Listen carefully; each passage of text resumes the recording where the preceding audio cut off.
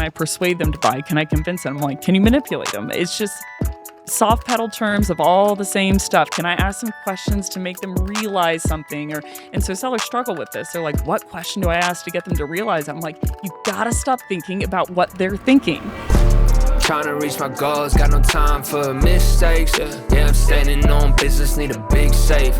Suited up, got the blueprint in the briefcase. It's go time on the grind, these are big stakes. Broadcasting from the Franchise Sidekick studio, welcome to the Sidekick Life. Get ready for stories of passion, problem solvings, and success from those living life on their terms. All right, welcome to another episode of the Sidekick Life. We are here today with Becc Holland, CEO of Flip the Script. She's amazing. We've been working with her for months now, getting ready for one of our big conferences, which you might be hearing in the background. But if you're an entrepreneur and you're thinking, how does my company thrive? It's always sales. How do we find customers? How do we talk to them? How do we make sure they're happy with what we're offering? And Becc has done such an amazing job helping our team clarify how to do that in our world. And so we wanted to bring her on today just to talk a little bit about how you do it in general, how you train companies in general. So first, welcome. It's great to have you. Thank you. I'm glad to be here. Yeah, all the way from Paris, by the way. I am. I'm all the way in. Can't you tell? I wore my French. school uniform. Very French. Yeah. So Becc, just kick it off for the people listening. Like, tell them, what does Flip the Script do? So Flip the Script is a sales, media, and training company, but essentially, in my opinion or in my head, there was a lot of parochial knowledge about how you should sell, what are the good tenets of selling, and I wanted to turn those ideas on their head and flip them into something that was more buyer-centric and something where the conversation is all about the buyer. How can I help the buyer? How can I, protect the buyer whenever they're trying to make a mistake? And so it's really, it's training a media company, but it's really trying to turn the sales industry into something that's actually more advantageous or helpful to the buyer. I love that. Now, one of the things that I appreciated about working with you is you didn't have a one script fits all. I'm going to tell you everything. You dove into our company. I mean, I think we had a dozen calls between us and the people on our team just for you to understand kind of our DNA. So talk a little bit about the way you do that for companies. Yeah. So the funny thing is, when I was first starting the company, I talked with the CEO, very well-respected, well-known CEO, and I asked him, did he have any advice? And he said, yeah, my one advice is don't customize. He said, don't customize, just have like a road plan. But in my opinion, every single time you're working with someone, they have a different problem. Now, they might have a similar problem, but the magnitude of it, the root cause that you have to change, the details that you have to change to actually solve the problem, are completely different. So in my view or in my experience, usually when people work with someone from the outside, it's like they have a completely different program with nuances. Mm-hmm. And if you don't pay attention to those nuances or you don't, do the inner workings. Now, I mean, for example, if someone wants to lose like 20 pounds or 15 pounds or 35 pounds, it's like, well, they might have completely different lifestyles. One person might not be able to work out. One person might work out all the time. Some people are night people. Some people are morning people. Some people have kids. Some people don't have kids. Like the lifestyle is completely different from person to person to person, and how they eat and their nutritional balance and how much time do they have. So if you don't pay attention to those nuances, not only is it a disservice to the buyer, but I think that you are putting the buyer in a worse spot, of like they're running the credit card, they're trying to do something about a problem, and now they have less resources to solve it than they did before. So I take it as a responsibility of anyone that I come across. I'm like, I want them to, by definition, be in a better spot afterwards than they are before. So. That's great. So talk to me. Okay, so you work with several different companies. Franchising. So what did you know about franchising before you came into our space? Zero. What was your perception of franchising? Wolf of Wall Street. Wolf of Wall Street. I thought everyone was like crushing beer cans on their chest and like, working out. In my head, I also had this image of, I know a guy back in Dallas who skinned the skin off his walnuts and almonds and soaked them before he ate them. Like in my head, it was fitness guru, protein powder, Wolf of Wall Street, 6 beers, wearing the visor on the golf course. I love it. Okay, so then you worked with our team for 2 months before I think we started getting in front of our advisors, and you were educating yourself the whole time. So what were the biggest surprises with franchising when you started to get into it? That's interesting. The biggest surprise, I think, is in my head, it was all legacy purchase of I'm near the end of my life. I want to open up a franchise because I want to, I don't know, have some sustainable income. I want to pass something on to my kids.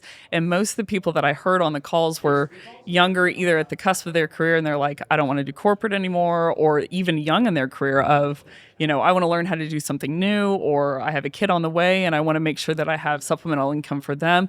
So I think the biggest surprise was the buyer, oddly enough, of Interesting. I had a profile in my head, of like, it's always going to be 65 male, Yeah. that's right on the end and wants to open like either that, or it would be a 35, 40-year-old male who is trying to open a fitness shop because they like working out. So the buyer was the thing that changed for me the most.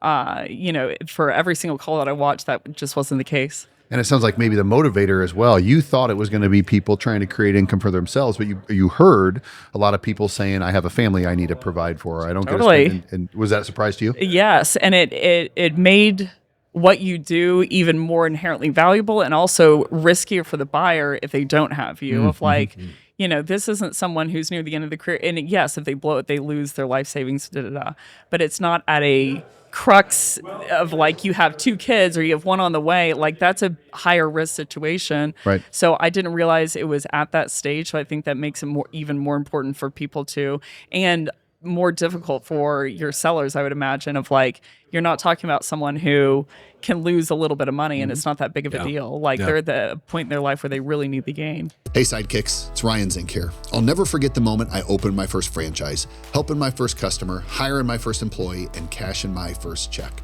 It wasn't just a business, it was the beginning of living life on my terms. When Tyler and I started Franchise Sidekick, we reimagined how people would find brands and succeed in franchise ownership. We're the fastest growing franchise advisory group in the country because we built a smarter, tech-driven system. Our approach has helped people just like you purchase over 10,000 franchise locations, and we've earned a 5-star rating on Google doing it. Now we're sharing exactly how we do it in a quick 20-minute webinar titled 10,000 Locations and Counting, the Franchise Buyer's Blueprint. If you're ready to explore a path to financial freedom and take control over your future, this is your first step. And did I mention our services are always 100% free? Click the link below to sign up now because you deserve to live life on your terms.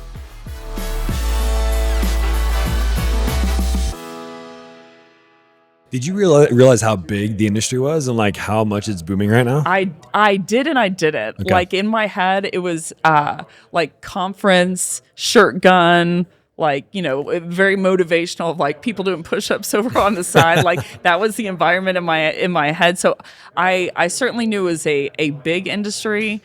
But in my head, it was like more brick and mortar or, lifestyle or, kind of fitness and nutrition base. Interesting. All right, let's turn back to flip the script. Okay. So you don't work with franchise companies very often. You work with all kinds of companies. So I'm curious, what is 1 or 2 of the big mistakes that you see companies usually make when it comes to sales? Oh, that is a big question. You want 1 or 2? Both. Yeah, Okay. two. Okay, 2. I think the most important mistake or the most important thing that people can do is they don't learn their buyer.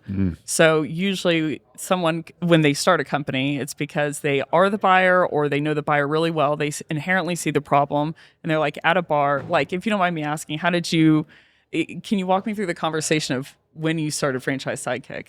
When it clicked. When we started talking about it, it was because we felt there was a large number of people that wanted to own a business, but they didn't do it for 1 of 2 reasons. One was either access to capital or 2 was fear. Okay. And so we said, how can we go create a company that challenges the status quo, which is focused on the risk reduction part of business ownership? And that's when we really got to brainstorming about Franchise Sidekick. So, and how did you inherently know that knowledge of those are the 2 biggest things that hold them back? I've been in the industry for 20 years, right? Right. Yeah. And So like usually the CEO or the founder knows the problem, feels the problem, and wants to do something about the problem. But then when you start to hire salespeople after salesperson, and now the view on sales is it doesn't matter what company you go into. I'm like, yeah, that's kind of like saying it doesn't matter what language I speak when I go from country to country. I'm like, if you're going from Britain to the US, yes. If you're going from Italy to France, then it does matter. Sure. So every single buyer, inherently, when you change from company to company or any different buyer persona, they care about completely different things. So people think, I think, in their brain that the expertise of a seller is how to objection handle. And I'm like, well, that doesn't help the buyer. Like me learning how to counter an objection doesn't inherently help the buyer buy more effectively, or it's a conversational skills thing, or I need to speed up my tone or slow down my tone. But I think they go past the number one thing that matters, which is how do I learn about my buyer more than my buyer knows about themselves? So it's a good decision if they listen to me. Like the three things, I looked up trust at one point of like how it's defined, and it had three different components. I have to trust that you're telling me the truth. I have to trust in your agenda, and I have to trust in your ability. So I'm like, most salespeople are gone at number two. Like their agenda is to sell and to close. Of like, I want to push you to buy this franchise, right? So I'm going to go full court press. I'm going to give you case studies and case stories about how all these amazing people. And I'm like, have you ever heard a doctor start with case studies of like, oh, this person down the street, we solved their problem too. So like they don't even get past the agenda thing. But the third piece is, can I trust in your ability? Like, do you know when you recommend something, is it the actual right thing for me? And like in your case of like, is this the right franchise for me in terms of my lifestyle, how much capital that I have, what I'm looking to achieve? So the main thing that I think people don't even think about of like an onboarding program. You see it and it's like, here's our founder story. You're going to sit down with our founders. Here's our marketing team. Here's da-da-da-da. And it's like, oh, at the end of that 2-week process, here's a 30-minute clip on who our buyer is. And so people don't even consider that a seller's expertise, hypothetically, I mean, the stats aren't pretty. 82% of buyers don't want us involved, like at all, whether that's a franchise or a stick of gum, because they don't see the value. And I'm like, I don't blame them. I don't think they're in the wrong. So I'm like, unless we double down there, I think we're convinced in our head that our expertise is to talk at people. I'm like, our expertise, if anything, is to diagnose. And until it becomes that in the room, I think people won't want sellers around. Do you know if that number is going up or down? I'm just curious, like the 82%, like is it typically trending more towards, yeah, go for it.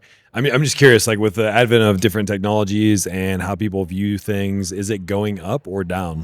It's going down. The amount that people trust sellers. Yeah. So I saw a stat the other day that said only 3% of sellers are seen as trustworthy by a buyer. 3. And that's coming from a place of past experience, right? Right. And I'm like, invalid experience. I'm like, they don't trust you because they shouldn't. Your number one thing in your head is the agenda of like, how do I close? The thing I think that most sellers miss is actually the things that will help the buyer or the things will help the seller.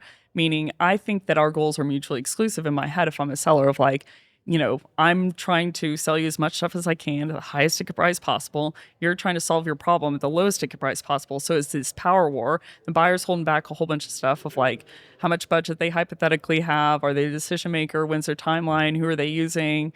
It doesn't help them to divulge any of that information. So sellers are even trained modern day of like, go in and get the pain and make it feel really bad, or, go in and get the impact. I'm like, if you're going after things that they already know, why is it a good idea for them to tell you all of that stuff? Like unless it's going to get me into an advantageous spot to tell you that information, I'm actually at a disadvantage, because if I want to make a mistake, like if I'm hypothetically going to buy a franchise and it's not going to work, I'm going to want to do it for the cheapest amount of capital possible. Right. So like you see this power war, like the general rule in pricing or talking about negotiation is whoever talks first loses. I'm like, it's because it's a game. I have to overcome you. And I'm like, if the seller just realize, to your point of like, I need to restore myself to their side. People say like, how do I build rapport? Oh, well, I could talk about their personal life or the boat picture in the background. I'm like, it's a French term that means to be brought back. Of like, they're trying to solve the problem. You're trying to solve their problem too. And when you find a problem that they didn't know about, it creates urgency, which also creates them spending more capital and them trusting you more. So go ahead. That's great. I want to dig into that more because I resonate with what you say. I resemble what you said. 82% of buyers are mistrusting. I am that way. Yeah. Like if I want to buy something that's a big purchase, the last thing I want to do is speak to somebody who's going to have the agenda of selling me. Yeah. And so I heard you talk a lot about go to their side, build trust. I assume that is done through asking questions, but if you're training a company on how to create that type of a relationship, what do you do? I mean, that's a great question. The funny thing is, I don't even think I'm all that smart, meaning if people were to just learn their buyer naturally, they would see their numbers increase, right? Because if I learn 5, 10, new things about the buyer, all of a sudden I'm going to want to see if they have that problem. And so I'm naturally going to start to adapt. So I think the most important thing is you're having to fight against a natural instinct that has been built into our head for thousands of years. If the way that I get someone to buy is that I convince them by telling them good things about this product. So it's like naturally, this is just from a psychology view. If you were to take a one person and introduce them to another person, the person that someone's going to trust the most is the person that just asks the most questions. Of like, you bring something to me, like it's the highest indicator of emotional maturity is when someone brings you a piece of data, instead of making a judgment, you require more input. So you're like, well, tell me that, walk me through that. What's going on? If someone's like, I'm pissed off and I want to leave. And it's like, well, walk me through that. Like, so that you can understand the background. And even just the act of asking more questions will make the buyer open up. The thing that I'm nervous about is that someone will start asking those questions and the buyer starts opening up and they start trusting them, but the person doesn't actually know anything about the buyer. So I usually will not train someone on how to psychologically get someone to open up the information unless I'm convinced of like, you know what to do with it. Because if you go through that exercise, the person starts opening up to you, they give you all their data, and then they're more likely to close because of that. Like, I got to know that you're going to recommend the right thing, because they would be better shut off from that person, not buying from that person, if they're going to recommend the wrong thing. So I don't view sellers as malevolent. I don't think that they did this because they're bad people or they want to, like, I talk to people day after day after day and they're like, I don't want to be salesy. I don't want to be salesy. I don't want to be salesy. I'm like, then don't. Learn your buyer, diagnose for them, and then the conversation, instead of being, how do I ask questions to this person in the right way that will make them close, becomes, how do I ask the questions that I need to figure out if they're going to do something that's actually going to hurt them when they think it's going to help them, so I can prevent them from making a mistake. Yeah, that's good. So there's misalignment there, right? Yeah. It feels like there's just misalignment. Yeah. And one thing that is funny, that it drives me nuts when I hear this term, is people buy from people they like. And I hate it, because there's a difference between you being a friend to somebody and you actually guiding them and helping them. Totally. And what you're describing there is understanding their pain point and guiding them through the pain to get to the solution. And I think the whole misnomer of like, oh, look at the boat in the background, let's talk about your boat, I'm gonna get this person to like me. Like, talk on that a little bit, like uncovering that, because that's something that I think you've done good with our team, is saying, uncover, keep going, keep going deeper. So I really like that. Yeah. I think it's funny because when I came into sales, I remember, I was at A&M at the time and I was going through a bunch of interviews just because I liked interviews. And I remember them being like, why do you want to get in sales? And I remember I was like, I'm a people person. And I'm like, first of all, I think everyone in sales learns that that's not true after about 6 months. That doesn't matter. 6 days. But I'm like, number two, people don't buy from people they like. They buy from people they trust, and they are not the same thing. Yeah. I have a lot of friends that I would not buy anything from.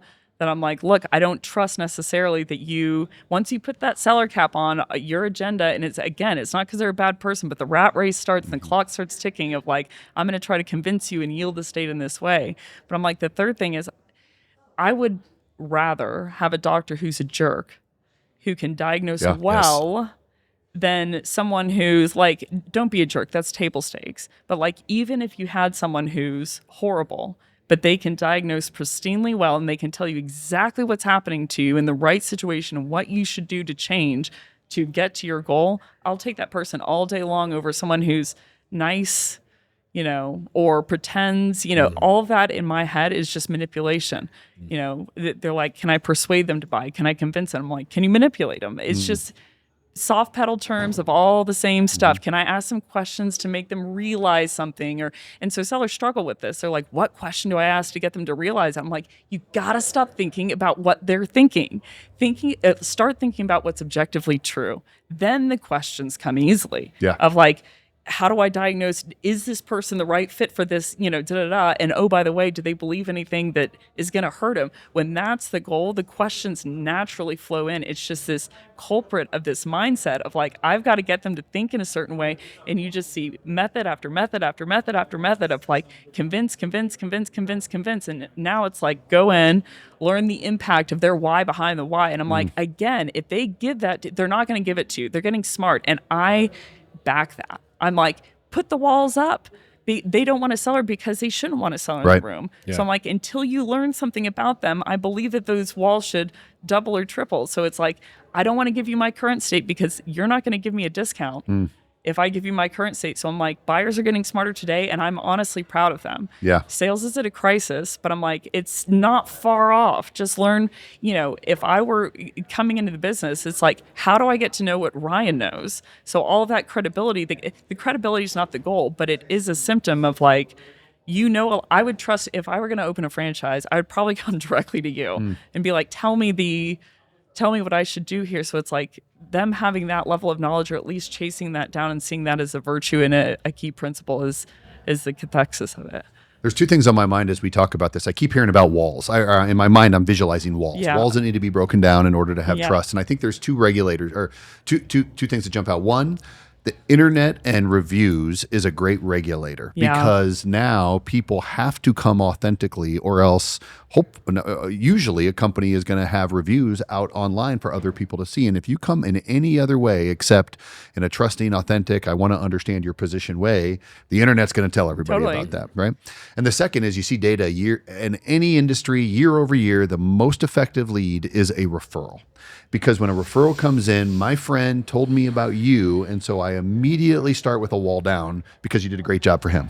Right. Yeah. Well, and I'm like, and why do you think that is? What do you believe? If Tyler were to recommend something to you, what do you believe? Why is that so strong as a referral? Because he has no benefit of me using that person, and I trust him because we're friends. Yeah, he cares about you. Yeah. So he doesn't care about the sale, to your point of number one, he doesn't have any necessary win. And he also cares about you of like, I'm like, sell in the way of like, if it's your friend or if it's your parent or if it's someone that you actually care about and you're starting to get in the right thing of like, some people say like discipline, there's no passion in discipline. I'm like, there's only passion in discipline. Like if I want to be an effective doctor, if I want to be an effective, like recommend the right franchise, I must take on the accountability of like, I need to learn enough to where I can be able to do that so I don't hurt this person. Yeah, one of the things, strategy is the wrong word, a method that I often use, whether it's interviewing people for a job or when people ask me about a franchise, is I say the first thing I'm going to do is talk you out of it. And that's my way of entering in. Here's the hard stuff. Yeah. Like I want you to know the hard stuff of working here, or I want you to know the hard stuff of business ownership before we start talking about the good stuff, because I need you to mentally understand the effort you're going to have to put in to be successful. And I actually think that works a lot of times. Plenty of times people are like, I didn't consider that. I'll call you when I'm ready for those things. So interesting. Yeah. What is the main thing that why people are unsuccessful in franchising? What's the main thing they're missing? Misaligned expectations. And I believe our greatest opportunity to reduce risk is access to information they can't get anywhere else. Because if you purchase a franchise and you thought it was going to be easier to acquire customers, it was going to cost less to open, you were going to have to put less time in, very quickly, I call that after the buyer's wall, that's going to be an informed pessimist. They started as an uninformed optimist. Yeah. They buy, now they know what it's like. And some people become informed pessimists because they didn't have the full story. So when you start by saying, here's all the hard stuff first, Yeah. are we aligned? Yeah. Now I can tell you about the benefits. Well, that's why I was thinking through the process of like, if I was going to actually buy a franchise, there is no way I would go straight to that vendor and be like, should I buy Right. one? Like, because they're always going Yeah. to tell you the story of like, Forrester did a report on all the things that you consider whenever you're purchasing something. And the top three, to your point, were peer-to-peer of like, I called Tyler and I'm like, hey, have you opened one? Do you like them? Industry experts like influencers, and then reviews. And the interesting thing to me is the reviews, you don't necessarily know the person that is leaving the review. Like they don't necessarily even have any credibility. Right. It's just the fact that agenda piece is removed. Like they inherently might have a negative motive of like, they just want to take the brand down, but that's worth it to us. Those are the top three. You're 20 variables down. The last one people consider is talking to a seller. It's like 72% of buyers will not even start a purchase process unless they have been able to do research, because it's like, we have to educate ourselves because the sellers don't educate themselves. So it's like, I'm almost mad at you as a seller if I come in and then you're asking me all these qualifying questions. I'm like, stop. I wanted you to be an expert. I wanted you to help me, but you didn't. So I had to help myself. So move out of my way. Give me the pricing, and like, I'm going to go on my my merry way. But like these people leaving these reviews, like you don't even know if they know anything, but it's more trustworthy to you because that agenda piece. Like that's.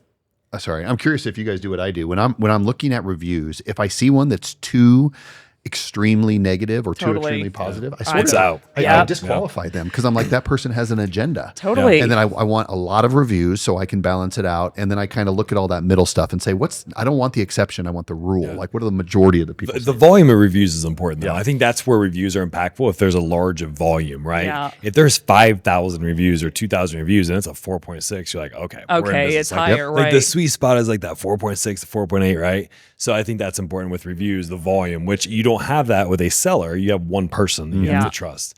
That's the other side of it as well. Like I wouldn't even know how to go about the process of opening a franchise if I weren't to have someone like guiding me through of like, well, what's on the menu? Like, is this good? Is this bad? Is this, am I actually going to be able to do this? And I'm like, all of that fear in the buyer's mind, it's valid fear because they're afraid of what happens if I don't actually get the outcome. And I'm like, I want to also be afraid of that for them. Yeah. I want to take on that fear and take it very seriously. It's a survival mechanism. I was just, we were talking to Donald Miller, he's at our conference and like, it's a survival mechanism to live. And so that fear is survival. And that's why you have to overcome it and help them overcome it. Totally. And it's like, I'm more inherently thinking about, and the funny thing is, again, I don't even necessarily think I'm a good person, meaning all sellers out there, it's not that they wouldn't do this if they knew it was on the table. They have just been trained for so long, for thousands of years of like,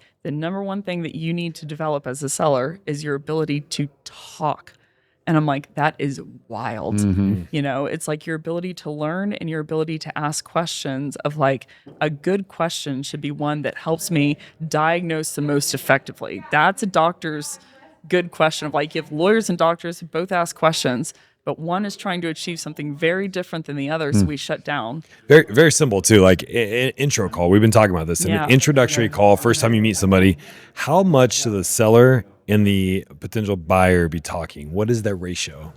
In my head, I'm like, I can tell you what it is, but in my head, I think it should be 10 to 15% tops the seller. Yeah, it's incredible to think about. So anybody listening to this podcast, think about your sales dynamic, and when you sell stuff to people, I guarantee it's probably flipped. Best scenario, 100%. It's maybe 50-50, but that is best case scenario.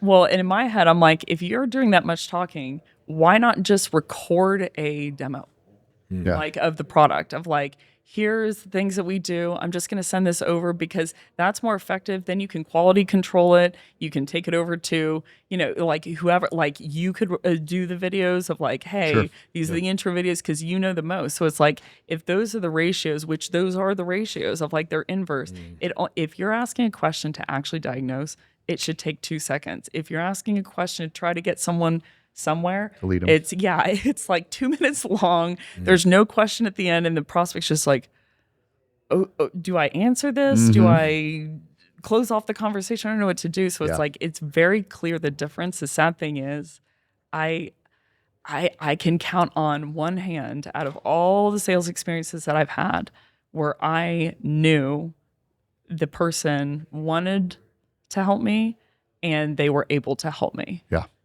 So, obviously your job at Flip the Script is to diagnose those things for companies and help them become better. So let's say we're talking to a newer entrepreneur, somebody that has to instill the culture in their team from the beginning. What advice would you give that person? I would say document everything that you know about the buyer, put together a buyer resource guide of like, if you were to try and teach this salesperson, the new oncoming salesperson, to be that person, like to be a franchise owner, let's say, what would you teach them? Like you effectively, like if I'm going to teach them how to hypothetically sell to a baseball player, I need to teach them what it's like to play baseball. Like that is the first move. So all of that inherent knowledge, because like in my head or in my experience, when you learn something after a certain amount of time, you think it's pretty, like if I were to ask you franchise stats or statistics, there's some stuff that you would be like, this is so boring.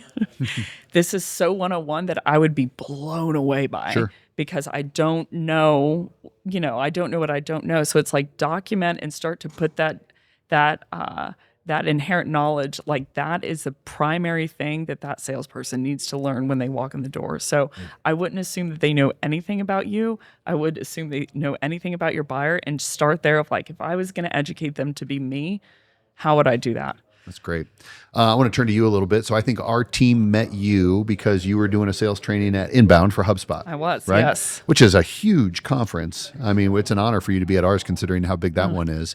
But talk to us about just success stories. Like give us one success story that jumps out. Love it if it was a company that we recognize. If not, that's fine too. Like tell us a story of something you've done that you're proud of. A story of something that I've done that I'm proud of. So you mean the client success or something? Okay. Or if you have actually, something else I'll do one that actually happened at Inbound. I was I'm French wannabe at least at this point, so I'm trying to avoid any kind of gauche move. But I was on the side of basically the stage was there was a door that was an outlet, and there was a line that was going into the door, and it was couple hundred people in the line, and I was sitting there getting mic'd up, and a woman walks up to me and she said, I can't believe I'm telling this story. If she watches this, she's going to lose her mind. She said, now I'm excited. She said, I'm so sorry. She said, are you back? And I said, depends who's asking. And she was like, I just wanted to come up to you to say two things. She was like, number one, I'm pregnant. And I was like, I see that. She was probably 8 months pregnant. And she was like, so number one, I can't go to your talk, but I really wanted to. But the second thing is I, for the longest time, me and my husband couldn't even think about having a child from a financial perspective. And so I watched your videos online, and over 2 years went from a bottom performer to a top performer so much to where we now had the capital to have a child. Great So story. she was like, this baby is kind of, and I was like, I'm going to cry. Yeah. That's amazing. So that's There's a kid walking around right now because you're an amazing sales trainer. It was so, I have goosebumps thinking about it that, she was like, we just didn't have the money and we couldn't see a path forward unless we were, take out a mortgage or da-da-da. But she said, we're in such a different place financially now that we're, she's like, we're already thinking about kid number 2. So that was probably the most impactful to me, and these were just videos online. Like I put an exhaustive amount of content on my hub online. So I'd never even met her.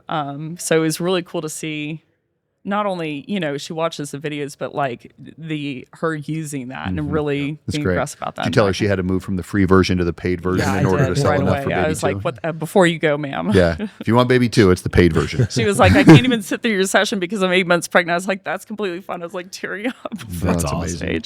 Well, I know we could sit here all day and talk to you about different sales methodologies, but I think at the core of it, what you said was great. We got to think about how do we put ourselves in the position of the buyer? How do we break down walls and build trust? How do we spend 15% of the time talking and 85% of the time asking questions? So if people want to learn more about your methodology, how do they find you? Where are these free videos and how do they get in contact with you? flipthescript.com. And if you click Free Sales Training Hub, there are 204 hours of recorded content. Wow. With decks, and there's about to be, this is the first time I'm saying this out loud, there's about to be more, but 204 hours of recorded content if you hit Free Sales Training Hub, and then there's a written hub with assets in there. Got it. Amazing. Well, we appreciate you being on the podcast. We appreciate you being here to train all of our franchise partners. I've had so much fun. I'm really looking forward to hearing from you. Thank you so much for having me. Of course, you guys should find Becc. All right. Thanks for being with us again. Until next time. Thanks for joining us on the Sidekick Life, where we highlight true sidekicks, entrepreneurs who've got their customers' backs, solve real world problems, and after helping enough people, get to live the life they've always dreamed of. We'll see you next time.